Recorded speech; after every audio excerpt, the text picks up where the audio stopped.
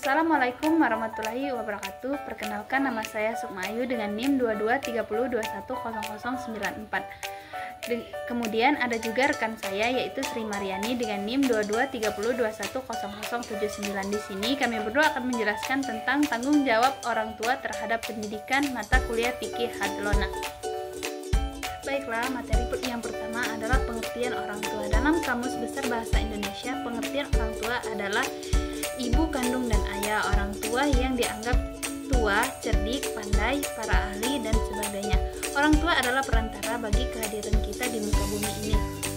Nah, yang pertama kali mengasuh kita, mengajar, dan mendidik kita. Nah, orang tua itu mempunyai pengaruh dalam menggariskan alam masa depan yang dinanti-nantikan oleh anak. Baik pengaruh tersebut menuju arah kebahagiaan atau arah kesengsaraan. Tetapi upaya orang tua dalam mendidik anak merupakan mutadaha atau tuntutan bagi bangunnya lahan yang layak untuk masa depan anak berbagai jenjang kehidupan.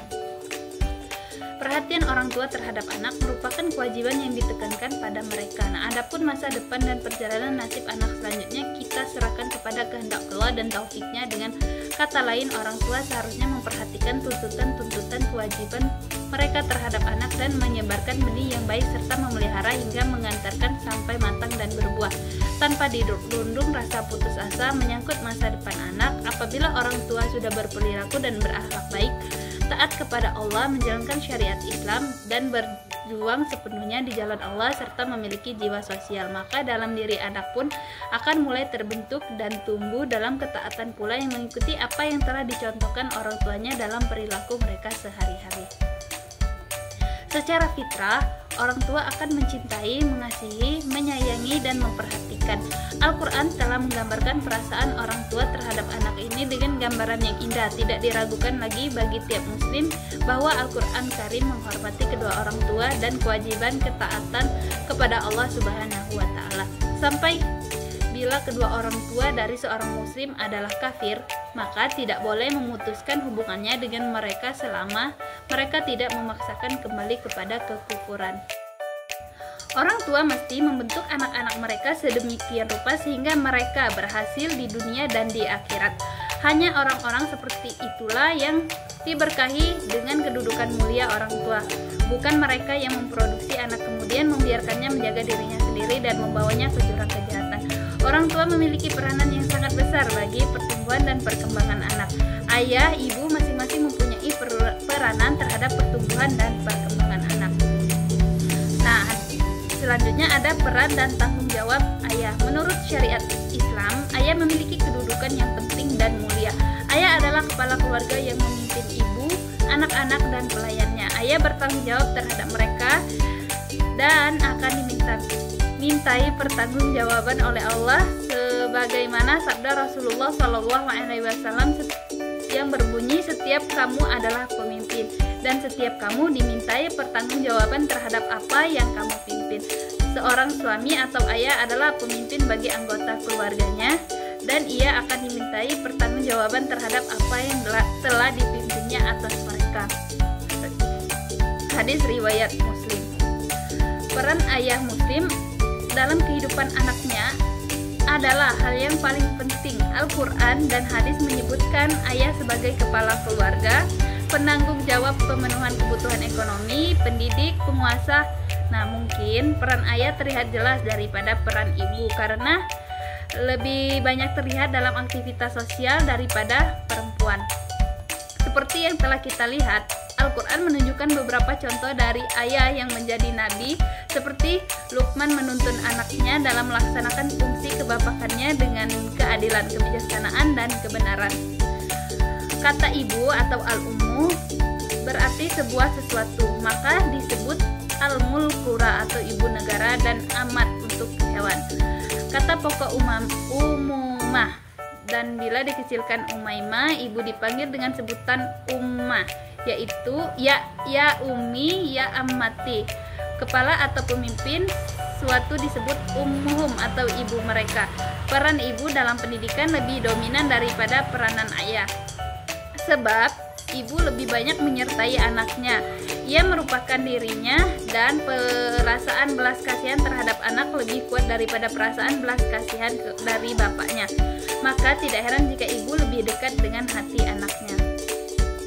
Baiklah, mungkin sekian penjelasan dari saya. Selanjutnya akan dijelaskan oleh rekan saya Sri Mariani. Kepada Sri Mariani saya persilakan. Sifat-sifat pendidik dalam Islam. Orang tua harus berusaha memiliki sifat terpuji agar bisa dijadikan teladan bagi anak-anaknya. Semakin baik sifat orang tuanya sebagai pendidik, semakin dekat tingkat keberhasilan dalam mendidik anak. 1. Ikhlas. 2. Penyabar dan tidak pemarah. 3. Lemah lembut dan tidak kasar. 4.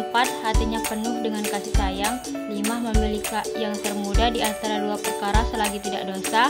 6. Tidak pemarah. 7. Ada senjang waktu dalam memberi nasihat. 8. Keteladanan. Tanggung jawab orang tua dalam mendidik anak menurut pandangan Islam. Imam Al-Ghazali berkata, anak adalah amanat bagi orang tuanya. Hatinya bersih, suci dan polos, kosong dari ukiran dan gambaran. Anak akan selalu menerima segala yang diukirnya dan akan cenderung terhadap apa saja yang memengaruhinya. Maka apabila mereka dibiasakan dan diajarkan untuk melakukan kebaikan, niscaya akan seperti itulah anak terbentuk. Tanggung jawab pendidik iman. Orang tua mempunyai tanggung jawab yang besar dalam menumbuhkan anak di atas dasar akidah keimanan, yaitu dengan menanamkan keimanan kepada Allah, menanamkan keimanan kepada malaikat, menanamkan keimanan kepada kitab-kitab Allah, menanamkan keimanan kepada Rasul Allah, menanamkan keimanan kepada takdir, menanamkan keimanan kepada hari akhir. Setelah orang tua menanamkan keimanan kepada anak, selanjutnya orang tua mendidik anak melaksanakan rukun-rukun Islam, yaitu sholat, puasa, zakat, haji bagi yang mampu.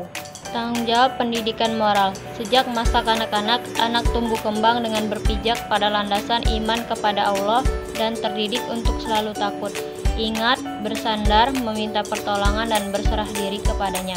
Ia akan memiliki potensi dan respon secara instinktif di dalam menerima setiap keutamaan dan memuliakan. Di samping terbiasa melakukan akhlak yang mulia, jika pendidik jauh daripada akidah Islam, terlepas dari arah religius, tidak berhubungan dengan Allah, maka tidak diragukan lagi bahwa anak akan tumbuh dewasa di atas dasar kefisikan, penyimpangan, kesesatan, dan kekafiran. Program yang diusulkan tentang pendidikan akhlak yang diterapkan pada anak. 1. Melatih anak melaksanakan berbagai kewajiban dengan penuh ketaatan. 2. Berbincang-bincang dengan anak tentang ketaatan kepada orang tua, karena keridhaan orang tua merupakan jalan menuju surga. 3. Memberitahu anak tentang perbedaan antara perkara yang halal dan perkara yang haram. 4. Tidak berlebih-lebihan dalam memanjakan anak dan memenuhi keinginannya. 5. Menjelaskan bahaya berbohong. 6. Melatih anak menghormati hak-hak orang lain. 7. Membiasakan anak untuk tabah, sabar dalam menghadapi berbagai kesulitan. 8. Anak dengan berbagai sikap yang dapat menumbuhkan perilaku-perilaku positif di dalam dirinya. Tanggung jawab pendidikan sosial. Secara empiris dan nyata, tegas bahwa selamatnya masyarakat serta kuat dan kokohnya bangunan tidak terlepas dari sehatnya anggota masyarakat dan cara mempersiapkannya. Para pendidik hendaknya berusaha keras memikul tanggung jawab besar mereka terhadap pendidikan sosial dengan cara benar, agar mereka dapat memberikan andil dalam pembinaan masyarakat Islam yang utama nilai-nilai yang Islam. Tanggung jawab pendidikan fisik. Tanggung jawab orang tua dalam mendidik fisik anak-anak adalah sebagai berikut. 1. Kewajiban menafkahi keluarga dan anak. 2. Mengikuti aturan yang sehat ketika makan, minum, dan tidur, agar semua menjadi kebiasaan bagi akhlak anak. 3. Menghindari penyakit menular. 4. Kewajiban mengobati penyakit. 5. Menerapkan prinsip tidak boleh membahayakan diri sendiri dan tidak boleh membahayakan orang lain. 6. Membiasakan anak berolahraga. 7. Membiasakan anak hidup sederhana, tidak mewah dan tenggelam dalam kenikmatan. Tanggung jawab pendidikan intelektual. Pendidikan intelektual merupakan penyadaran, pembudayaan, dan pengajaran. Tanggung jawab orang tua dalam pendidikan intelektual berkisar pada persoalan-persoalan berikut. 1. Tanggung jawab kewajiban mengajar. 2. Tanggung jawab kesadaran berpikir. 3. Kesehatan akal. Tanggung jawab pendidikan fisikis. Tanggung jawab pendidikan ini tidak lain untuk membentuk pribadi anak dan menyempurnakan sehingga ia, bila sudah mencapai usia taklif, dapat mengemban segala kewajiban yang diamanatkan kepadanya dengan cara yang baik dan sempurna. Jika seorang anak sejak lahir merupakan amanat di tangan para orang tua, maka Islam menyuruh mereka dan sangat menekankan mereka menanamkan kepada anak sejak mulai membuka kedua belah matanya dasar-dasar kesehatan jiwa yang dapat mencetaknya kelak menjadi insan yang berpikir matang, berpikir sehat, mempunyai pertimbangan dan kemauan tinggi. Tanggung jawab pendidikan seks. Yang dimaksud dengan pendidikan seks di sini adalah masalah mengajarkan, memberi pengertian, dan menjelaskan masalah-masalah yang menyangkut seks, naluri, dan perkawinan kepada anak sejak akalnya mulai tumbuh dan siap memahami hal-hal di atas.